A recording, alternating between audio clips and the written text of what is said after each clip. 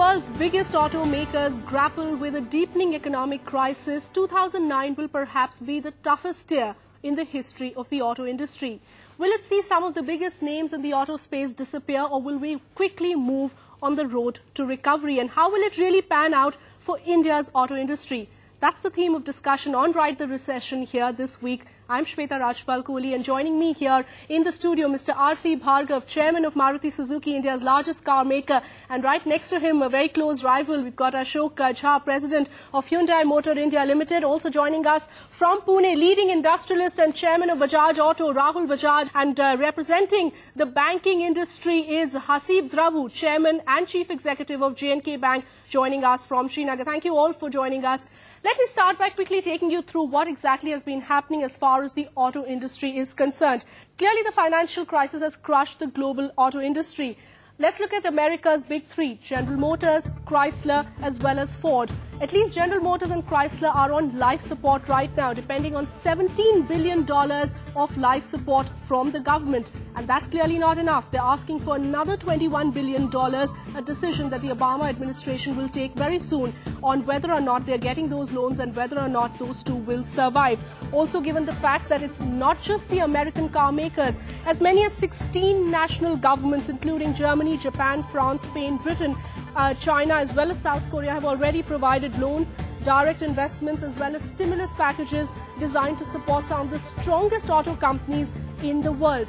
And most analysts expect that the global auto market will contract between 15 to 20% this year. So clearly a turning point for the auto industry. Let me bring in Mr. Rahul Bajaj first on this. Mr. Bajaj, perhaps this is the worst that the global auto industry has ever seen.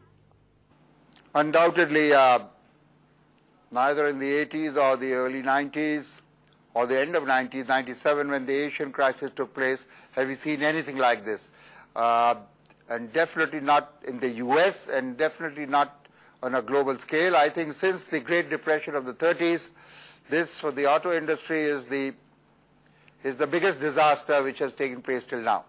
Right, a disaster indeed is what Mr. Rahul Bajaj is calling it. But Mr. Bhargav, many would say the financial crisis has really precipitated this. But the fact that automakers were really headed in that direction, given the kind of overcapacities that we were seeing, given the wrong products that they were really developing.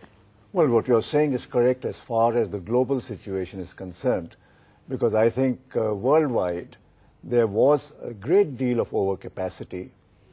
I think people didn't see the writing on the wall in regard to what is going to happen to oil prices, and therefore in terms of petrol and diesel costs, and how that would impact on the customer if there was an economic downturn along with that.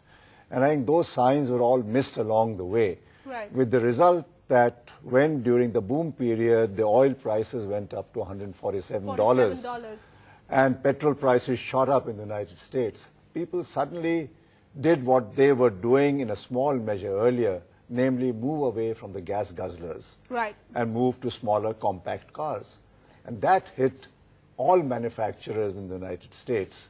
But India has not been so bad.